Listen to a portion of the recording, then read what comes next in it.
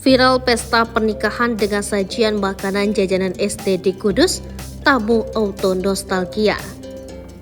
Beredar video memperlihatkan keseruan pesta pernikahan sepasang pengantin yang sajian makanannya dipenuhi oleh beragam jajanan SD di Kudus, Jawa Tengah. Pesta pernikahan tersebut langsung ramai diserbu para tamu yang bernostalgia sembari menikmati berbagai jenis jajanan. Suasana pesta pernikahan dengan menu jajanan SD tersebut viral di TikTok. Usai diunggah oleh akun Ella Alvar. Punya manten anak jajan, nikahannya rame full jajanan SD, tulis pengunggah video. Dalam unggahan tersebut tampak sejumlah pedagang jajanan SD yang sedang sibuk mempersiapkan jualan mereka.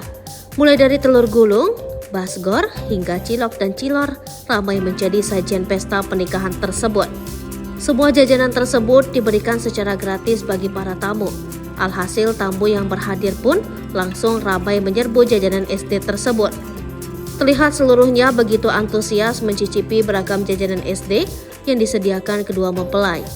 Pesta pernikahan dengan sajian unik itu ramai mencuri perhatian warganet.